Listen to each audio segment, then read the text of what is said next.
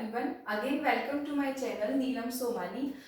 आज हम जो डिस्कस करेंगे वो फार्मास्यूटिकल जूरिस्प्रूडेंस सब्जेक्ट के बारे में डिस्कस करेंगे। इसकी जो 3 वीडियो है वो मैं ऑलरेडी कर चुकी हूँ, जो कि drug and cosmetic act rules के ऊपर है और DPCO drug price control order पे है। तो वो तीनों वीडियो आप प्रीवियसली देख सकते हैं। डिस्क्रिप्शन बॉक्स में मैं लिंक डाल रखी है, उस पर आप क्लिक कर दीजिए या आई बटन पे आप देख सकते हैं।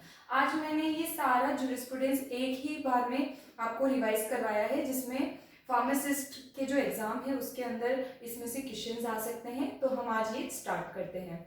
तो सबसे पहले यहाँ पे हम डिस्कस करते हैं कि कौन सा इंस्टीट्यूट कहाँ पे है। तो सबसे पहले हम बात करते हैं सेंट्रल ड्रग लैब की। तो लैब से नाम आपका कोलकाता पे जाता है, तो लैब अगर आता है सेंट्रल ड्रग लैब जो है वो कोलकाता में है।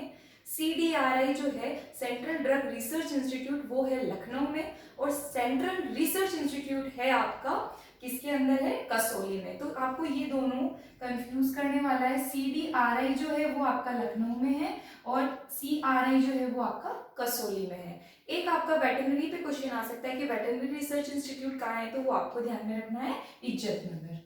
ठीक है, तो इस तरह से ये इंस्टीट्यूट पे क्वेश्चन आ सकते हैं। ये 4 इंपॉर्टेंट है तो मैंने निकाले हैं, ये आप एक बार देख लीजिए।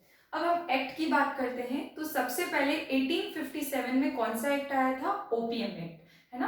अफीम सबसे पहले आई थी, ये ध्यान में रखना है, 1857 में आया था। और ओपीएम का आपको पता ही है, सेल, डिस्ट्रीब्यूशन, मैन्युफैक्चरिंग सब कुछ प्रोहिबिटेड है, अंडर सेंट्रल गवर्नमेंट के आता है। तो हम बात करते हैं कि इसकी जो 2 लैबोरेटरी है जहाँ पे इसकी मैन्युफैक्चरिंग होती है, वो 2 ही जगह है। कौन कौन सी, नीमच और गाजीपुर, वहाँ ही सेंट्रल गवर्नमेंट में परमिशन दे रखी है। अब मैंने एक वीडियो कर रखा है आपका ड्रग प्राइस कंट्रोल ऑर्डर पे, जिसमें मैंने आपको एक रूल बताया हुआ है। वो एक्ट कब आया था, 1995 में, वो मैंने आपको बता रखा है पहले ही। अब हम और एक्ट की बात करते हैं। तो सबसे पहले आया था पॉइजन, 1919 में आया था पॉइजन एक्ट। और पॉइजन आया तो हमें क्या लगा, डर। तो 1930 में कौन सा आ गया, डेंजरस एक्ट। अब हमारा आ गया 1940 और 45। तो 40 में हमारा ये ध्यान में रखना है, ड्रग एंड कॉस्मेटिक एक्ट आया था। और 45 में हमारा आया था रूल्स आया था। 1954 इसमें हमारा आया था मैजिक रेमेडीज एक्ट, है ना, drug and magic remedies act, जो अंधविश्वास वाला जो सारा है वो 1954 वाला। 1955 में हमारा आया था इसेंशियल कमोडिटीज एक्ट। और हमारा आया था एक्साइज ड्यूटी। एक्साइज ड्यूटी किस पे लगती है, अल्कोहल जैसे लिक्विड्स पे लगती है। तो अल्कोहल में जो रेक्टिफाइड स्पिरिट है, प्रूफ स्पिरिट है, वो 50 प्रूफ स्पिरिट दे रखा है। तो 50 डिग्री आपको ध्यान में रखना है इसका। ठीक है, 6 से 6 इसकी शॉप होनी चाहिए। तो ये इसके अंदर आता है। और इसके अंदर वो जो जार है उसके अंदर क्वांटिटी कितनी होनी चाहिए, 80 फ्लूइड ऑन्स, इससे ज्यादा नहीं होनी चाहिए। ठीक है, अब हम बात करते हैं 1985 की नार्कोटिक्स एंड साइकोट्रोपिक ड्रग की, है ना। नार्कोटिक्स और साइकोट्रोपिक्स ड्रग कौन कौन सी होती है। तो आप देखिए, ये क्वेश्चन भी आया हुआ है कि ड्रग नार्कोटिक्स और साइकोट्रोपिक में कौन कौन सी ड्रग आती है। तो आपकी मॉर्फिन आती है, ओपियम आता है आपका, LSD आता है आपका, गांजा आता है, चरस आता है, स्मैक आता है, तो ये कोका आता है। ये सारे किस में आते हैं, साइकोट्रोपिक या नार्कोटिक्स में आते हैं। तो नार्कोटिक सब्सटेंसेस के लिए रूल था जो 1985 में आपका आया है। तो ये आपको ध्यान रखना है। एक और चीज है, हेरोइन क्या होती है, तो डाई एसिटाइल मोर्फिन को हेरोइन बोला जाता है। ठीक है, ये आपको ध्यान में रखना है। अब हम बात करते हैं 1970। तो 1970 जो है वो एक्ट था आपका पेटेंट एक्ट। ठीक है, कौन सी चीज पेटेंट करवा सकते हैं, कब कौन सा ड्रग मॉलिक्यूल आप पेटेंट करवा सकते हैं। 1971 में आया था आपका प्रेगनेंसी टर्मिनेशन एक्ट, जिसमें जो प्रेगनेंसी टर्मिनेशन होता है वो कौन कर सकता है, उसके लिए क्या एलिजिबिलिटी होनी चाहिए, उसके लिए क्या स्टेरिलाइजेशन होते हैं, वो उस एक्ट में था 1971। अब हमारा आया 1948 जो सबसे पहले था, फार्मेसी एक्ट, आपको पता ही है, अप्रैल 1948 में ये लॉन्च हुआ था। आपको ये ध्यान में रखना है। इसमें 5 चैप्टर्स हैं और 46 सेक्शन हैं। 5 चैप्टर हैं, 46 सेक्शंस हैं। तो इस तरह से ये आपके एक्ट की पूरी बात होती है। अब हम बात करते हैं इधर PCI, pharmacy council of India. PCI जो है उसमें कितने मेंबर्स होते हैं, कौन कौन से एक्स ऑफिशियो मेंबर वो सेलेक्ट करते हैं, यहाँ से क्वेश्चन बनते हैं। तो फार्मेसी काउंसिल ऑफ इंडिया जो है PCI, उसमें 3 तरह के मेंबर्स होते हैं ना। तो इलेक्टेड नॉमिनेटेड और एक्स ऑफिशियो। अब इलेक्टेड के अंदर आपका जो है वो 6 तो आपके टीचर्स होने चाहिए, 6 में से एक तो टीचर होना चाहिए। एक टीचर वो कौन सा होना चाहिए, फार्माकोग्नोसी से हो सकता है, फार्माकोलॉजी से हो सकता है, फार्मास्यूटिकल केमिस्ट्री से हो सकता है। एक आपका होना चाहिए मेडिकल काउंसिल ऑफ इंडिया से आपका रहना चाहिए।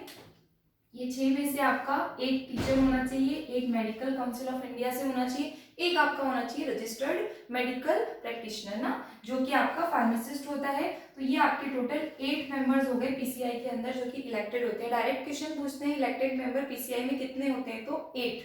ठीक है, अब आपके नॉमिनेटेड है, तो नॉमिनेटेड में से 6 जो मेंबर्स हैं उसमें से 4 जो है वो डिप्लोमा और डिग्री होल्डर होने चाहिए किसमें, फार्मेसी के अंदर। अब आपका एक रह गया यूजीसी से, एक हो गया आपका एआईसीटी से और एक आपका हो गया pharmacist.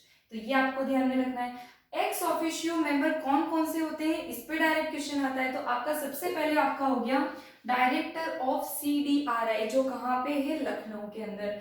DCO drug controller of India इसके अंदर होता है। एक होता है आपका director general of health services. और ये 3 मेंबर होते हैं आपके एक्स ऑफिशियो जिसपे से डायरेक्ट क्वेश्चन आते हैं, ये आपको एज इट इज लर्न करना है। Director general of health services जो होता है वो चेयरमैन होता है किसका, डीटीएबी का, ड्रग टेक्निकल एडवाइजरी बोर्ड, जिसके अंदर 18 फर्दर मेंबर्स होते हैं, जिसमें से 8 जो होते हैं वो आपके एक्स ऑफिशियो, 5 इलेक्टेड और 5 नॉमिनेटेड। ये मैंने कर रखा है, एक्स ऑफिशियो 8, 5 इलेक्टेड और 5 नॉमिनेटेड। और जो चेयरमैन होता है वो कौन होता है, director general of health services. और जो एक्स ऑफिशियो मेंबर होता है पीसीआई के अंदर वो भी director general of health services होता है। ये इसमें कॉमन चीज थी, तो ये आपका क्लियर है यहाँ से। अब आपका आता है स्टेट काउंसिल। जैसे हमारा राजस्थान की बात करते हैं तो इसमें क्वेश्चन आ सकता है। तो 7 इलेक्टेड मेंबर होते हैं, जबकि पीसीआई में कितने होते हैं, 8। 7 में से 6 जो होंगे वो आपके रजिस्टर्ड फार्मासिस्ट होंगे और एक आपका होगा मेडिकल काउंसिल ऑफ इंडिया से। अब आपका आ गया नॉमिनेटेड। नॉमिनेटेड में से क्या होंगे, 5 जो होंगे वो आपके रजिस्टर्ड फार्मासिस्ट नॉमिनेटेड होंगे और 3 जो होंगे ऐसे जिन्होंने डिप्लोमा और डिग्री ले रखा है फार्मेसी के अंदर। अब आपको फर्दर एक्स ऑफिशियो ध्यान रखना है स्टेट फार्मेसी काउंसिल में, chief administrative of medical officer, ये आपको ध्यान रखना है, chief administrative of medical officer ना। और आपका आ गया एक जो होगा वो होगा ड्रग एंड कॉस्मेटिक एक्ट 1940 का ऑफिसर हो, और एक होगा वो होगा आपका गवर्नमेंट एनालिस्ट। तो ये 3 और ये 3 एक्स ऑफिशियो मेंबर आपको एज इट इज लर्न करना है पीसीआई के लिए और स्टेट फार्मेसी काउंसिल के लिए। तो यहाँ पे आपका ये चेंज आता है, ये 8 है, ये 7 है, मेंबर्स कौन से लिए ये ध्यान में रखना है।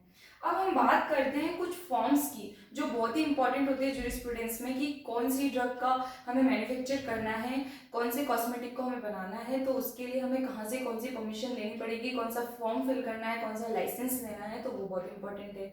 अब यहाँ पे आपको शेड्यूल सी, C1 और X, ये आप प्रीवियस वीडियो देख लेना, उसके अंदर कौन कौन सी ड्रग आती है और उनके लिए स्पेशल फॉर्म्स है, तो वो आपको ध्यान में रखने हैं।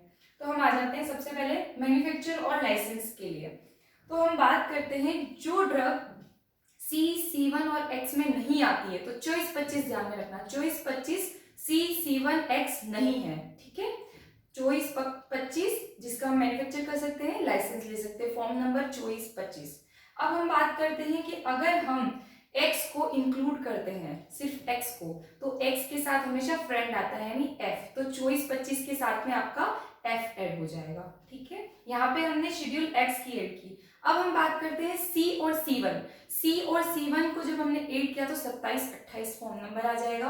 और अब हम लास्ट में हम क्या ऐड कर देते हैं, X को भी ऐड कर देते हैं और किसको ऐड कर देते हैं हम, C और C1 को। जैसे ही हमने X और C1 को ऐड किया तो 27, 28 के साथ में B लगा दिया, ठीक है। चॉइस 25 तो जनरल हो गया हमारा। अब चॉइस 25 के साथ में अगर हमने B लगा दिया तो हमारा कौन सा हो जाएगा, रीपैकिंग के लिए वापस से पैकिंग करना है, उसके लिए एप्लीकेशन देनी है और उसके लिए लाइसेंस लेना है, तो B लगा दो चॉइस 25 के साथ, जो जनरल फॉर्म्स हैं आपके। अब हम बात करते हैं किसी को होलसेल या रिटेल स्टोर के लिए चाहिए, है ना। तो सबसे पहले हम बात करते हैं जिसमें अगर C, C1 और X इंक्लूड नहीं है तो 20B होता है होलसेल के लिए। होलसेल के लिए 20B होता है जब हमने C, C1, X को इंक्लूड नहीं किया है। अगर हम C, C1 को ऐड करते हैं तो हमारा आता है 1 बढ़ जाएगा, C7 को ऐड किया तो 21B। और अब हम X को ऐड कर रहे हैं तो क्या होगा 20G। ठीक है, G लग जाएगा, थोड़ा सा डिफरेंट होता है X, इसलिए आप ध्यान रखना जो कॉमन फॉर्म है उसके अंदर हमने G लगा दिया। ये होलसेल के लिए हो गया, ये रिटेल के लिए हो जाएगा हमारा 20 तो सारे के लिए हो गया हमारा। 21 कौन सा हो गया हमारा कॉमनली हो गया कि हम C7 को ऐड कर रहे हैं, और वापस हमने X ऐड किया तो फ्रेंड आएगी साथ में, तो 20F हमारा रिटेल के लिए हो गया। टेस्ट और एनालिसिस करना है तो ध्यान में अलग ही है फॉर्म नंबर 11। पर्सनल यूज के लिए हमें करना है तो हमारा आ गया 12A। एक बहुत ही इंपॉर्टेंट है, अगर हमें पेशेंट का ट्रीटमेंट कराना है हॉस्पिटल के अंदर तो कौन सा फॉर्म नंबर भरना पड़ता है हमें 12AA। ठीक है, ये ध्यान में रखना है आपको, इंपॉर्टेंट है फार्मासिस्ट के अकॉर्डिंग। और 19 जो है हमारा वो क्या हो गया, हमारे सारी ड्रग का डिस्ट्रीब्यूशन हो गया, सेल हो गया, उसके लिए कॉमन फॉर्म है 19 हमें फिल करना है। लाइसेंस रिन्यू कराना है तो भी 19 फॉर्म नंबर भरना पड़ेगा। एक हम डोज कॉम्बिनेशन पढ़ते हैं उसके लिए 45 और 46, ये भी थोड़ा डिफरेंट है तो ये भी आपको ध्यान में रख जाएगा। अब हम बात करते हैं रेस्ट्रिक्टेड, जिसका लाइसेंस रेस्ट्रिक्टेड होता है। अगर हम C7 की बात करें तो 20A, और अगर X को इंक्लूड करते हैं तो 21A। तो ये आपका फर्दर और इम्पोर्टेंट हो गया, तो आपका कंफ्यूजन इसमें ही होता है 20 और 21 फॉर्म में, तो ये आप क्लियर कर लो। होलसेल के साथ में B आ रहा है, रिटेल के साथ में कुछ नहीं आ रहा है, X लगाते ही आपका F आ रहा है, बाकी 20 और 21 फॉर्म नंबर है। अब हम बात करते हैं कि OTC प्रोडक्ट क्या होते हैं, ओवर द काउंटर, जिसके लिए हमें प्रिस्क्रिप्शन की जरूरत नहीं होती। तो यहाँ पे एक कॉमन चीज है बोरोलिन, जो आपने सुना होगा, Boroline is not a cosmetic, it is a drug. ठीक है, और अर्जुना जो है वो हम ड्रग में पढ़ते हैं लेकिन ये ड्रग नहीं है, इसको ओटीसी में ड्रग कंक्लूड नहीं किया है। जो हम सर्जिकल ड्रेसिंग लेते हैं, बैंडेज लेते हैं, इन सबको हमने क्या नाम दिया, सब्सटेंसेस, ये ध्यान में रखना आप। अब हम आ जाते हैं आईपी के कुछ एडिशंस पे। तो आईपी का जो फर्स्ट एडिशन था 55, देन 66, ये हम कंटिन्यूशन में इसको ध्यान में रखेंगे, 55, 66, 85, 96, 2007, 10, 14 और 18। तो फर्स्ट एडिशन पे भी क्वेश्चन आया हुआ है कि फर्स्ट एडिशन कब आया था, 1955 में आया था। सेकेंड इसके जस्ट 66, थर्ड हो गया हमारा 85, फोर्थ हो गया हमारा 96, और फिर हमारा आ गया 2007 से 2010, फिर हमारा आ गया 14, फिर हमारा आ गया 18। तो इस तरह से आपको ये सीरीज वाइज 8th एडिशन इसके ध्यान में रखना है।